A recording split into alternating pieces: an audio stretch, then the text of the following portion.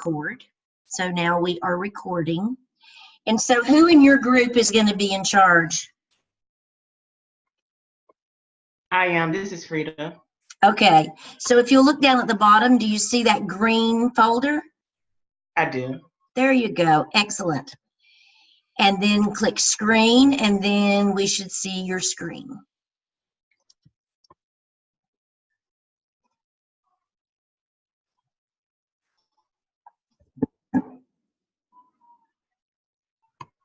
Okay.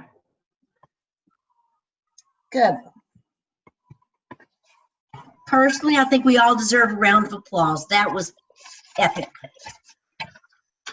We're in and we're together.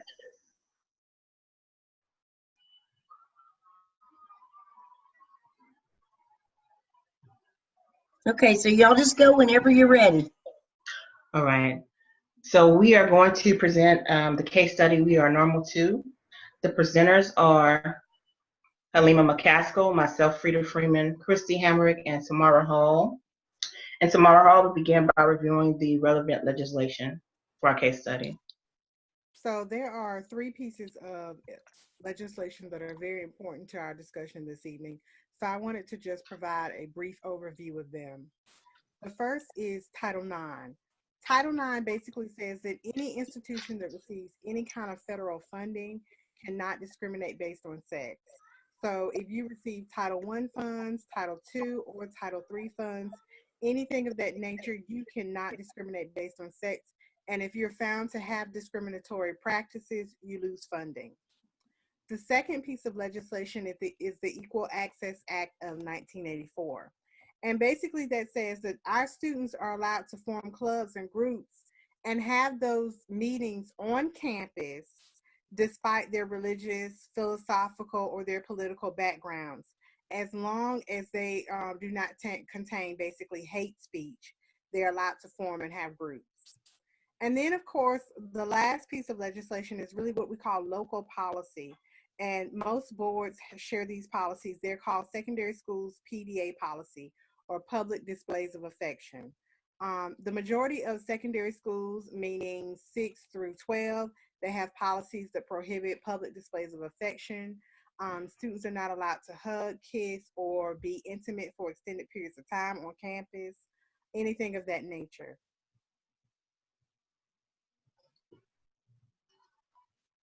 Okay, this is Frida. Our group was split in between the responses for the first question. Would you consider Mary Lou's comments a veiled threat?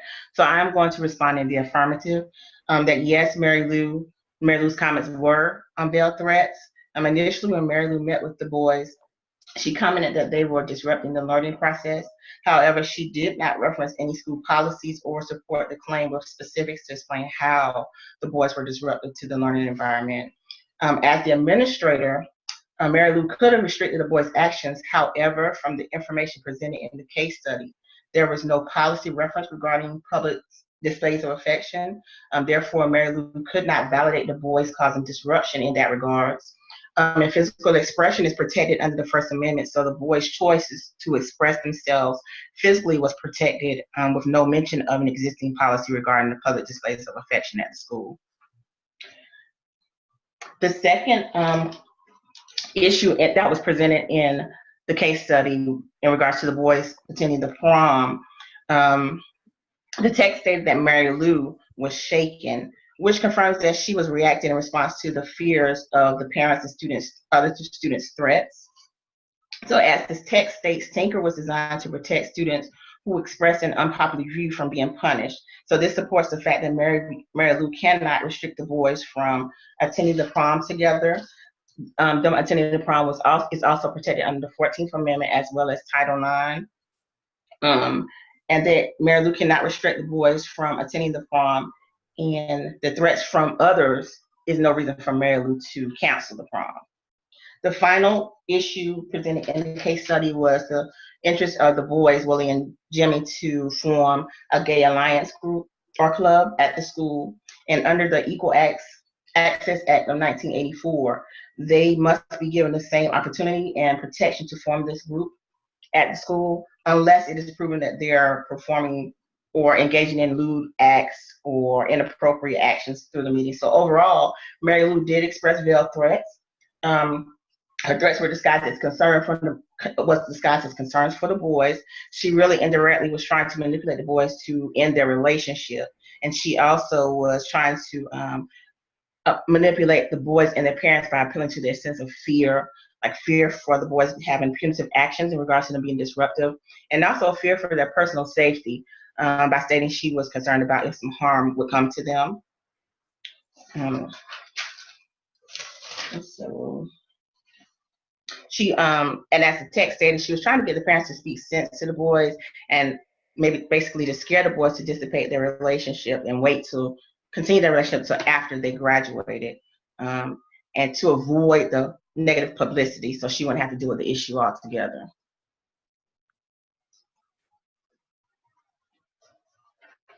And then, of course, we have the non-affirmative opinion. And basically, throughout the discourse of the conversation, even though Mary Lou, I think, did not cite her local policy the way she should have, I think she conveyed to the boys and their parents their intention to attend prom could have been disruptive to the learning process. And they could have been subjected to possible harm from their classmates, considering how quickly they had organized. They wrote a petition. I think it was clear that Mary Lou was not appropriately prepared for the conversation, but one, she was leaning on her management cues by acknowledging that there could be some dangerous repercussions for Jimmy and Willie physically. She was willing to give the students and their parents an audience. She wasn't trying to dodge them. She didn't relegate them to another time. She met with them. She was very forthright. She did not mention any repercussions from the administration, such as suspension or anything of that nature. Even though students' rights are protected by Tinker, Tinker does not require certainty, only that the forecast of substantial disruption be reasonable. Considering how quickly her student body had mobilized, there was a forecast of substantial disruption.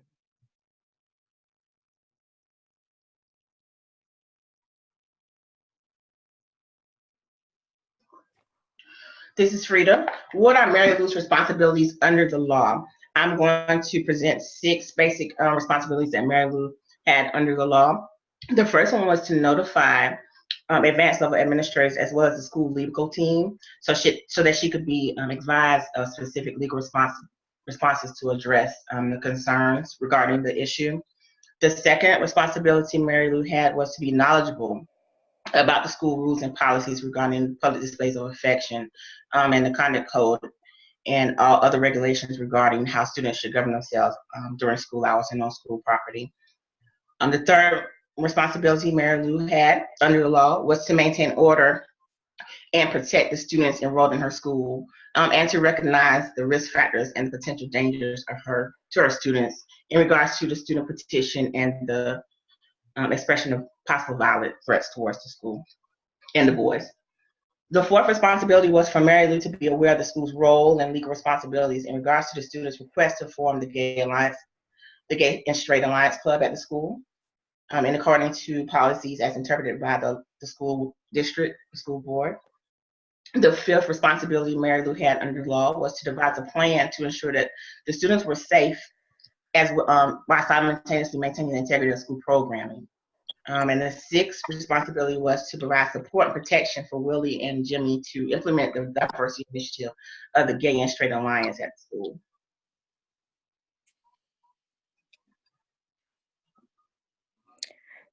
This is Halima, and I'm going to address how Mary Lou should respond to the concerns of Jerry and Sydney Hudson. Jerry and Sydney Hudson was upset with the relationship between the two boys and felt as if it was a mockery of their religious heritage. According to the Principal's Guide of School Law, students' rights are protected by the Constitution, so as long as they do not present a clear or present a danger or threat to the education process. Based on the case study, Jerry and Sydney Hudson do not have enough information to support that the boys' activities are causing danger to the education process. Jerry and Sydney should be informed that if they could support this threat, then they could move forward with the next step in this process. As we look at the next slide, the law states that Principal Mary Lou does have the right to limit or ban activities if she felt it was causing danger to the education process. However, the law also states that fear is not a sufficient grounds to restrict the rights to this freedom of expression. In the case study, Jerry and Sydney Hudson was trying to use fear by telling Principal Mary Lou that the parents will boycott the school if she does not take action. This is a challenge for principals because there has to be a balance between the school's needs to maintain an orderly environment and the students' rights as citizens and as human beings. Principal Mary Lou should refer to these laws in response to the concerns of Jerry and Sydney Hudson.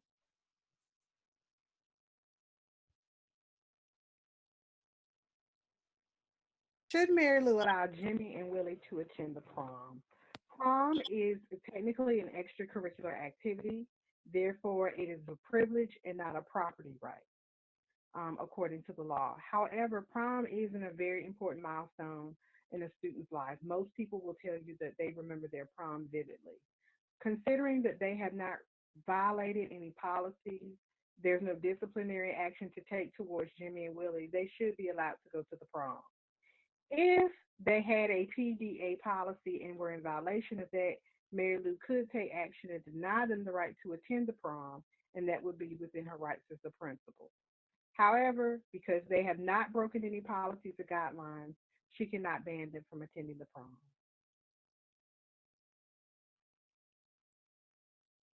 This is Christy. I'm going to be talking about how to prevent bullying at school. One of the first steps in preventing bullying is to develop an assessment. You need to be sure that you keep in mind that students' rights, as defined in the Protection of Pupil Rights and the Family Educational Rights Privacy Act, should be applied to the assessment. Parents need to be notified that you're assessing the school climate and culture to address any needs that arise. You need to be prepared to analyze and distribute the findings, and be sure that you are going to respond to whatever you find. The responses should be aligned with North Carolina laws and regulations that cover bullying.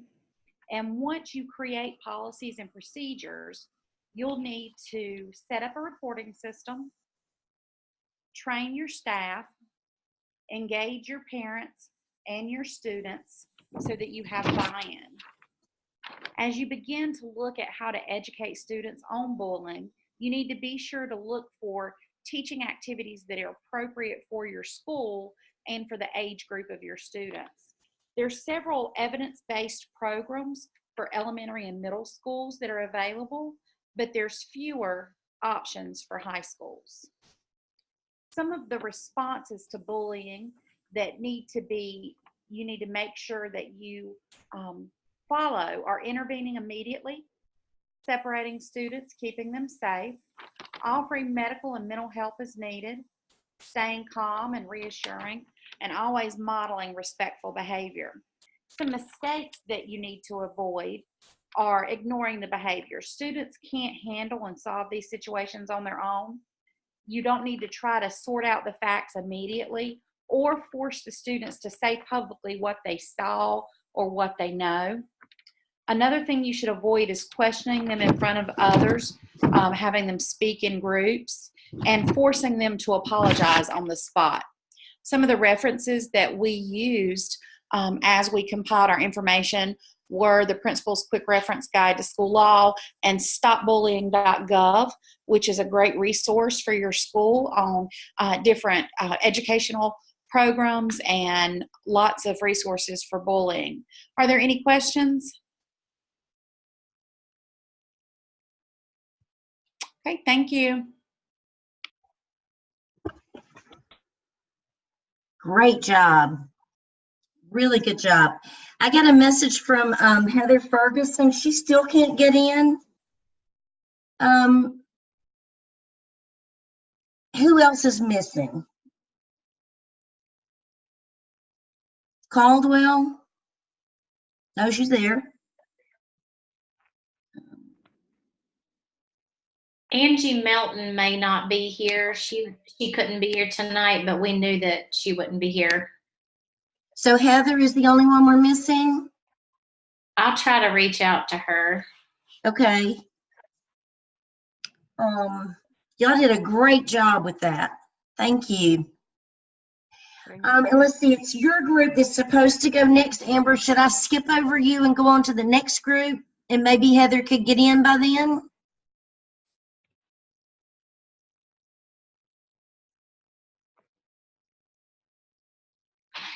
Kara Brooks is also a team member. If she would want to reach out to her, she can. All of our slides have a recording. We weren't sure who could be here and who couldn't, so we can go ahead. Okay. Sounds great.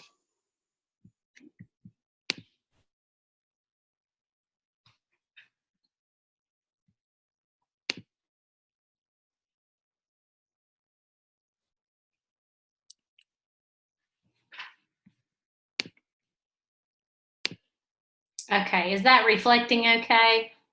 Looks good on my end. Okay.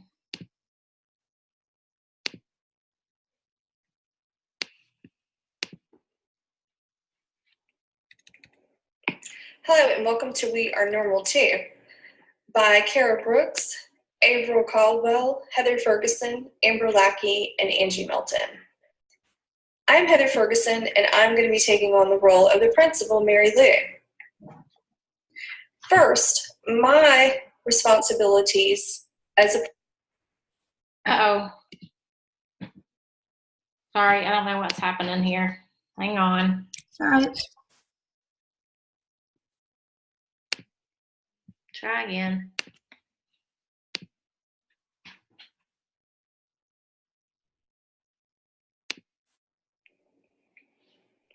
Hello and welcome to We Are Normal Too by Kara Brooks, Avril Caldwell, Heather Ferguson, Amber Lackey, and Angie Melton. I'm Heather Ferguson and I'm going to be taking on the role of the principal, Mary Lou. First, my responsibilities as a principal is to have a goal to maintain a safe learning environment. Secondly, I am to uphold federal, state, and local policies. As you're going to see today, we're going to talk about how schools may not exclude gay and lesbians because Jimmy and Willie are given protection under the 14th Amendment. Also, the Principle of Education law states students are entitled to their rights under the First Amendment. Lastly, gay and lesbian groups are protected by the Equal Access Act of 1984 and Title IX of the Education Amendments, which prohibits gender discrimination in programs that are federally funded.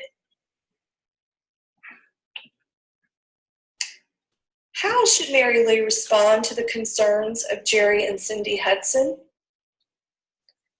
Mary Lou, myself, as the principal, should let the parents know that I'm willing to work with Jimmy and Willie to support them in attending the prom and holding clubs within the limits, as long as it does not disturb the academic school day, while allowing them to express themselves and voice their opinions.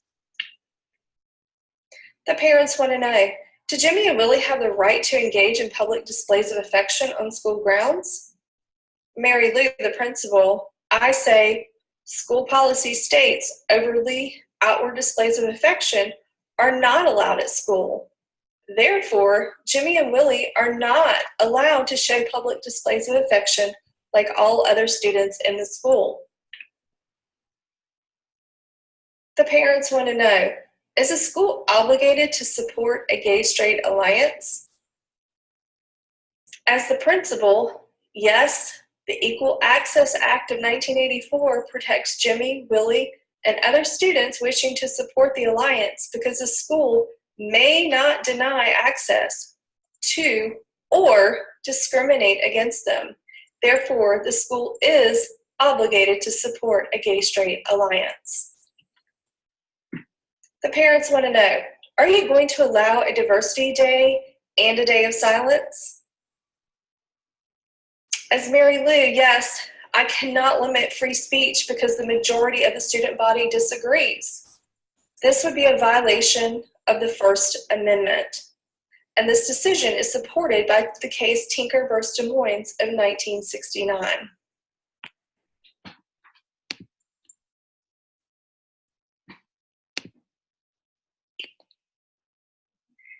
Hello, this is Amber Lackey. I am presenting from the conservative parents' perspective, the Hudsons. And basically what we have done is looked at each role involved in the scenario to see how we would look at it from a principal's standpoint. And in the conservative parents situation, they are presenting what they see as a valid concern about their exposure for their own children. And although we collectively as a team did not agree with the parents' approach, as a principal, we should respect those parents and be able to listen to them with respect and to be able to show them the same amount of respect that we would for anyone that we agreed with. The parents should be asked to file a formal complaint so that there's some documentation there, not just in case something happens, but just to get things on record of how you handled it and also to inform your superiors. The rules about the prom and public displays of affection could be explained to the parents to maybe ease their concerns about how things will be handled. Maybe what they have pictured is a little more liberal than what the school allows. These parents also need to know that if they are exhibiting unsafe behaviors, that they can be banned from campus. Their comments in the scenario were not necessarily threatening, but the way it sounded led me to believe that it could become problematic. So having them understand that not only are the students expected to show safe behavior, parents are as well as on campus. And of course, we will explain to the conservative parent that these students have the right to have their club and their diversity day. Excuse me. We would not want it to interfere with academics, and we would do all that we could to keep that from happening. But as we know from studying the Tinker case, the students are able to have their expression in the way that they choose, and we can't necessarily, as principals, shut down someone's idea or not allow it based on the mere concern or worry that it might become problematic. We have to have that imminent, true threat of it becoming a safety concern. Thanks, guys. Bye.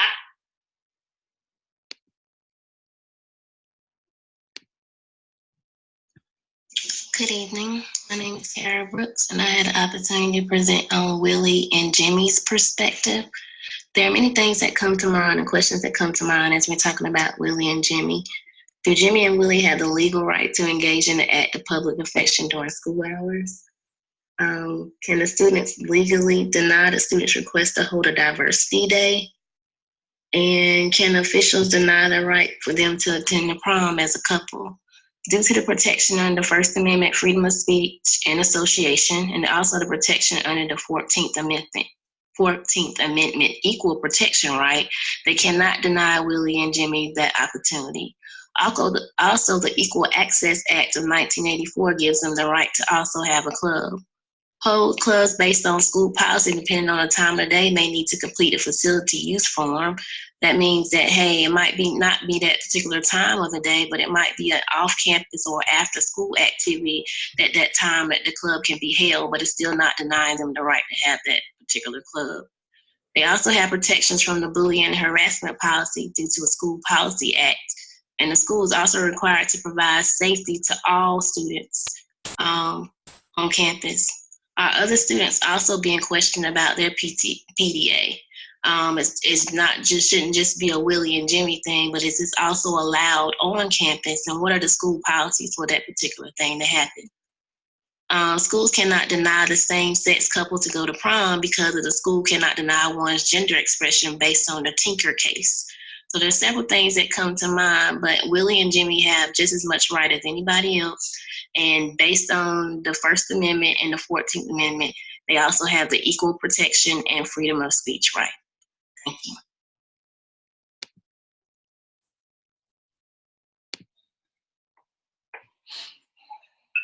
Hello, my name is Angie Melton. I'm going to be answering the questions from the perspective of Willie and Jimmy's parents.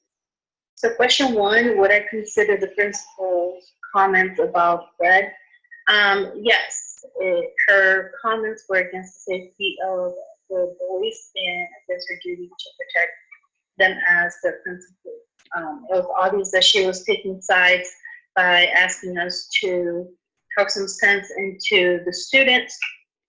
And also, it seemed like she was more concerned about making this go away instead of really helping the students attend prom and do what they needed to do. So under the law, the principal is required to protect the students under the First and 14th Amendment, as well as ensure that the school policies follow to maintain a safe and orderly school environment. I think the principal should respond to the Hudsons that while we respect their personal beliefs, we have to stand by our children. And the principal is required by law to protect their students from discrimination due to their sexual orientation, as stated in Title IX. However, if the Hudsons would like to dictate policy, they're always free to take their students to a religious school that better meets their particular needs. And should they be allowed to attend prom as a couple? Absolutely. The rule should apply to them just like they do to the rest of the students. And the federal court recently ruled in Frick versus Lynch that any policy that excludes same-sex couples from proms or dances violates the right to free expression guaranteed by the First Amendment. Based on all this information, we feel that the principal should honor their right to attend prom and also support their endeavor to create a more inclusive environment at the school free of harassment.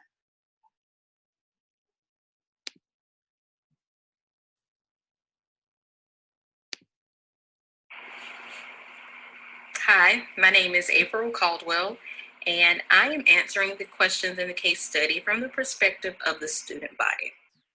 Question number one, would you consider Mary Lou's comments a veiled threat? Again, coming from the perspective of the student body, I would say that her comments about the boys courting with danger and that the parents need to speak some sense into them is definitely a veiled threat. A lot of times in schools, students hear things that staff, faculty, other adults don't hear. And just reading some of the statistics in the Principal's Guide to School Law, more than 90% of students have reported hearing homophobic remarks in their schools. 78% heard remarks such as faggot or dyke frequently at their schools. 39.1% had been physically assaulted at a school because of their sexual orientation. And of those same students, 64.3% felt unsafe in their school because of their sexual orientation. So when Mary Lou throws around terms like they're courting danger, whether that's physical abuse or verbal aggression or bullying, it's still danger.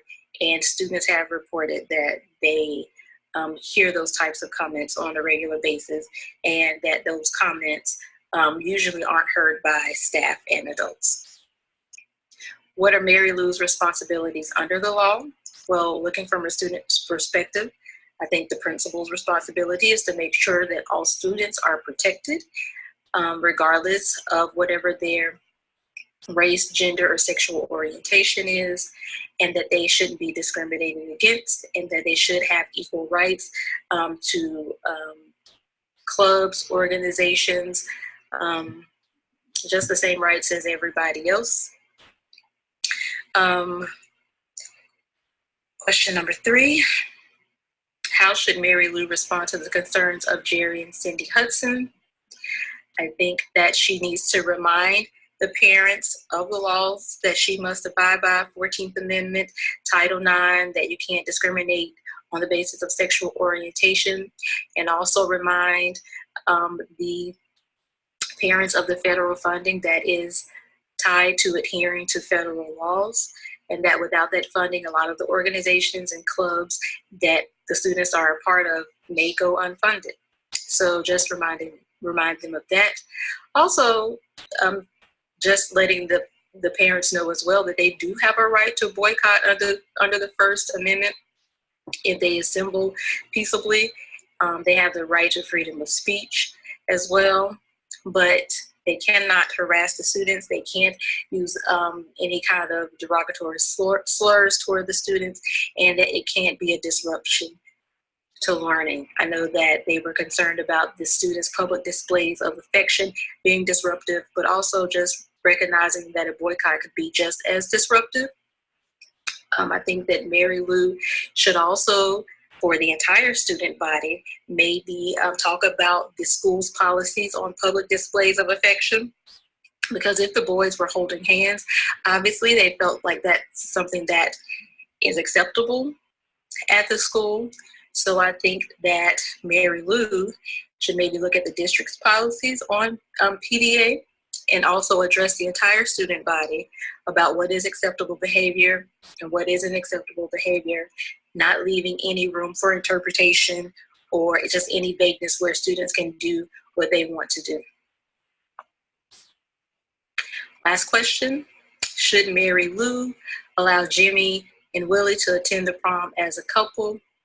Again, from the perspective of the student body, all students have the right to freedom of speech and to express themselves, and that they have the right to be protected from any type of danger if they decide to go as a couple.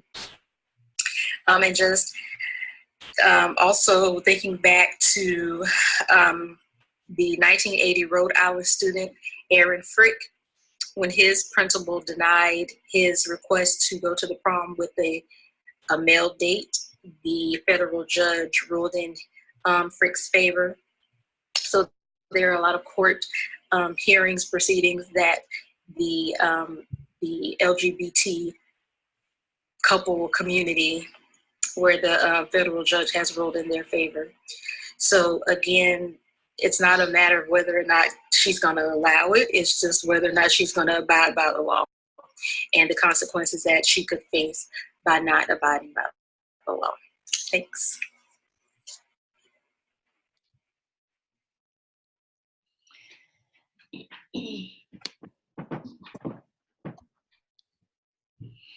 Okay, so just in summary, when we are addressing bullying, we felt like we needed an educational program that used a research-based curriculum to educate students about how to prevent bullying and prevent cyberbullying. We would also want to establish a system of reporting, online, anonymous, or reportable in person.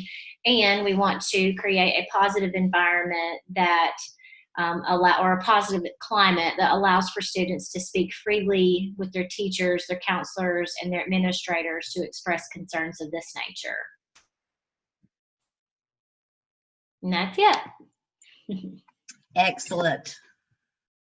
All right. So last but not least,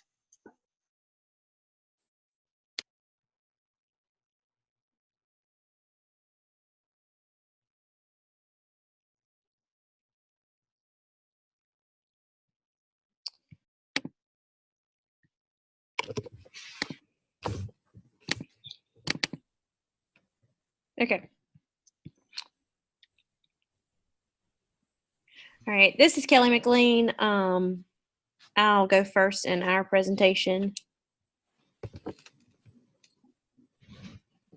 Would you consider Mary Lou's comments a valid threat? So we just looked up the definition of valid threat to make sure we were all on the right page. A comment is expressed in a disguise from rather than directly and openly.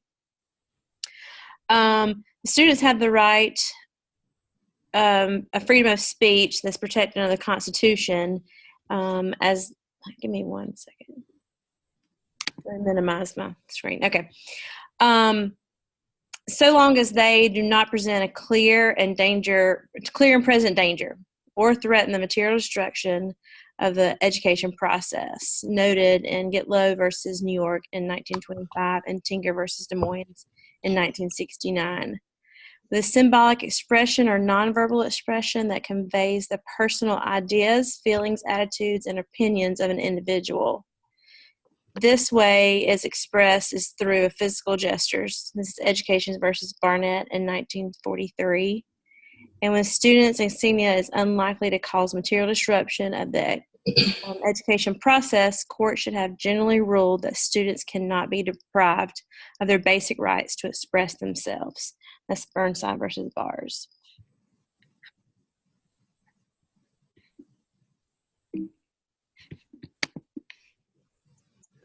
I'm Marquita, and it says, what are Mary Lou's responsibility under the law? According to the law, school employees must not fail to respond promptly and appropriately to any complaints or allegations of harassment or discrimination on the basis of actual or perceived sexual orientation or gender identity. Knowingly engage in, sanction, or allow harassing conduct of the basis of perceived sexual orientation. LGBT students are guaranteed equal protection under the 14th Amendment and freedom of speech and association underneath the First Amendment. And also the law states that LGBT clubs have just as much rights as any other clubs.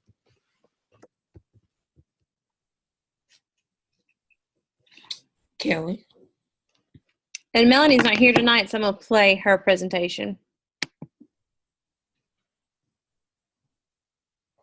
Maybe not.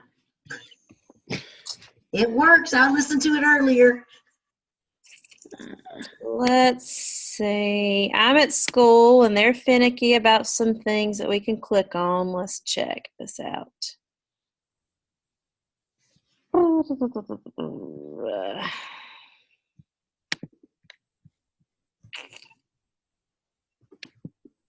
Dr. Z, do you have it on your end? For some reason, my internet is blocking it. Okay, I think I do. Whoops, let's see.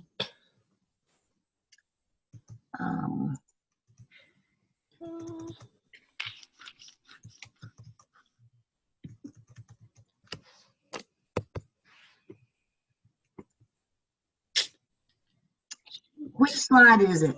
Oh, I see it.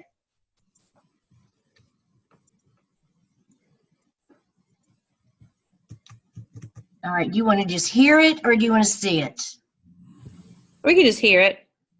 Okay, let's see. How can I do this? Let me think.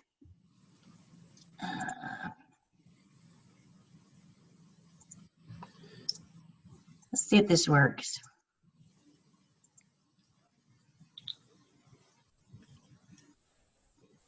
Can you hear that? Or can I try to share my screen and see if I can pull it up? Yeah, go ahead.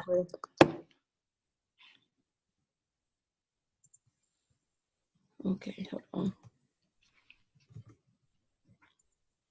All right, can you guys see it, I guess? Yep. Hi, I'm Melanie Shaver, and I'm sorry that I can't be there tonight, but I wanted to share with you that how should Mary Lou respond to the concerns of Jerry and Cindy Hutchins?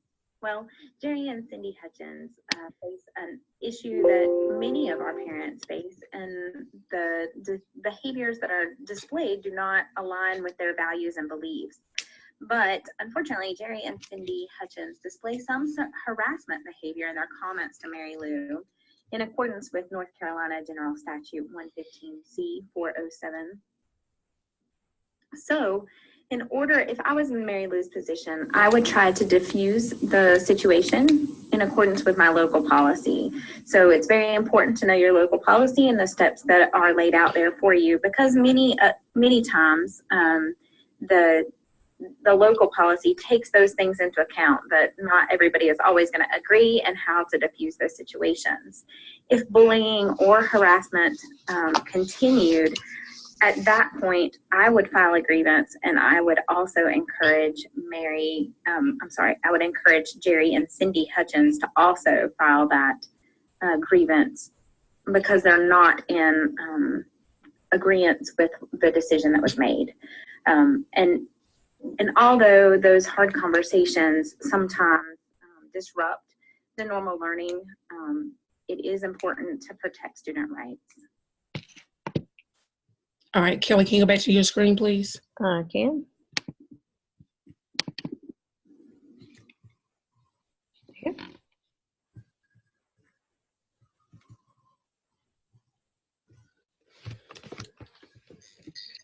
So the next question is, should Mary Lou allow Jimmy and Willie to attend the prom as a couple? And we say that they should be allowed to attend prom as a couple due to the fact that it does not present a clear and present danger. The students have the right to display symbolic expressions such as going to the prom as a LGBT couple. The students are guaranteed equal protection under the law as well as equal rights. And we came to the conclusion that Mary Lou would not ask a straight couple not to attend the prom together.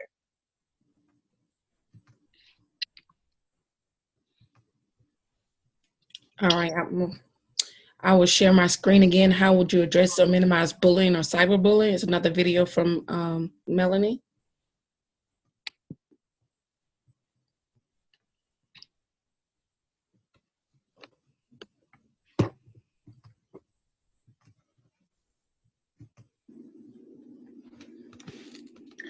How would you address or minimize bullying or cyberbullying? I think that it is key to understand the laws that are put in place that protect students from bullying.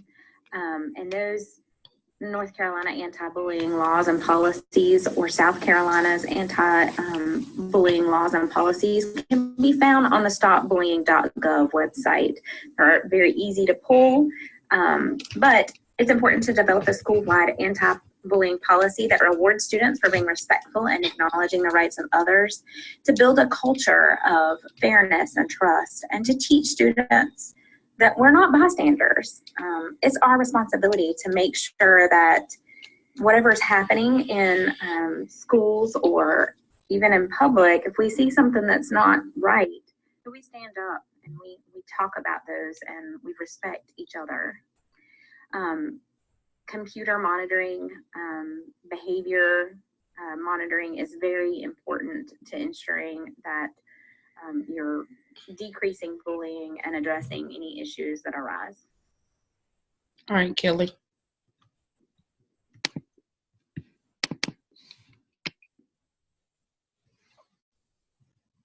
Just have our work cited, and that's all for us.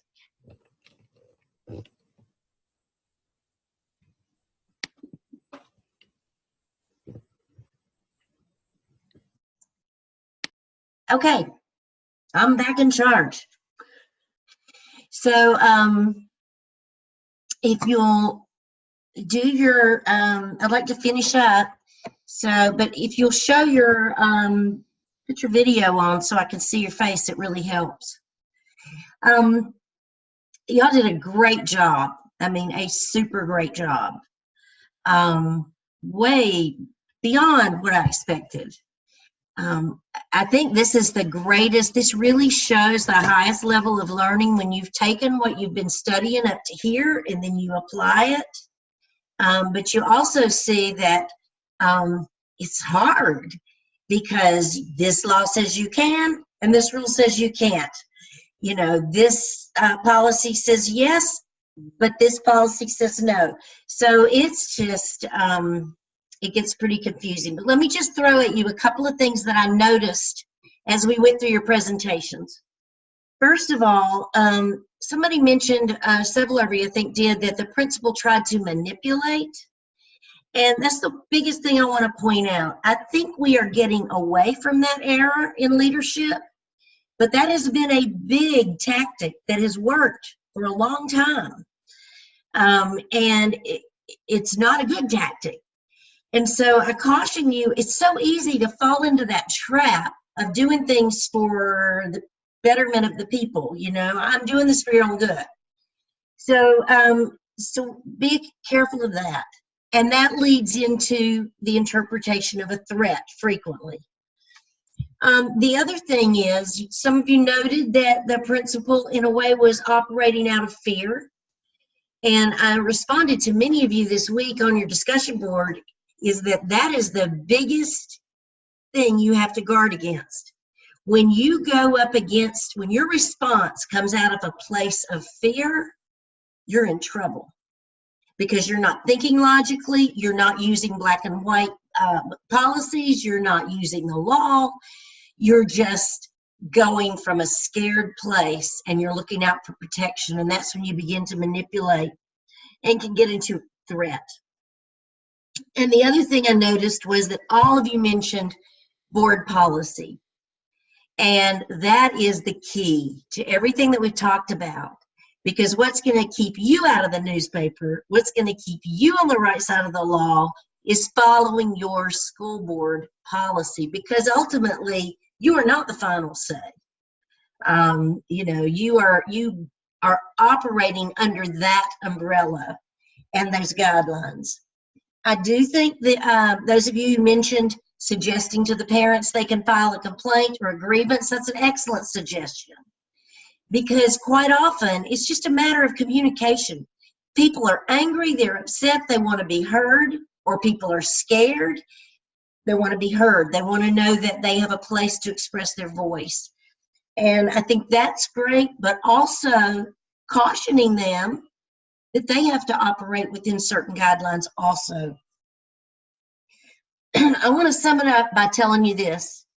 Gardner-Webb has, I've probably told you this before, but has an advisory board of superintendents from lots of different systems. And the one thing that the superintendents say every time they meet, what do you want our graduates to come out of here knowing? And they say over and over, we want them to know when to ask a question. We want them to know when to ask. These topics that we're talking about that are hot topics, those are topics that, yes, you have your policy, yes, you have your law, and you've done a great job on presenting all of that, but you still want to make sure you're representing your school system in a way that your school system wants you to represent it. And so a quick call to the Director of Student Services. In my system, it was directly to the superintendent. We were a smaller system. But however your system operates, there's a phone call that needs to be made before you go up against a controversial situation, something that has ramifications that could do harm to your students, that could cause an uprising in the community. And depending on where you live, this could be a bigger issue in some communities than it is in others. So you need to make sure that you're representing your system the way they want you to. You did a great job with this assignment. I apologize for the little glitches we had in the beginning. Does anybody have a final comment or question? All right, next week is our spring break. If you look on Gardner-Webb's calendar, their undergraduate is not next week, but ours is.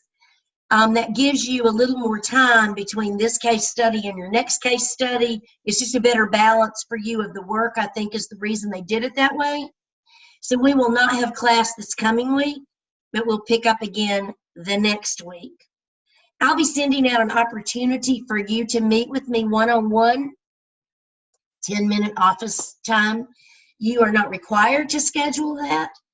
But at this point, if you would like to discuss anything in the class, just one-on-one with me, how things are going for you, what you have left that you wish we would do that we haven't done, or just how things are working or not working, and anything you have about you personally, where you are in this process, and if you're going to survive the rest of it. we can go over all of those questions. So I'd like to just have a one-on-one time, and this would be a great time for me to offer that to you. So I'll send out a Google Doc. There's 13 of you. I'll give lots of slots. If you don't find one that works, send me another suggestion. But give me a few days to get what we've got going on here at home straightened out, and then I'll create a document for you and I'll get it out to you. Okay? All right, it's been great tonight. Thank you so much. I really appreciate your presence, and you did an awesome job. So thanks again. Good night.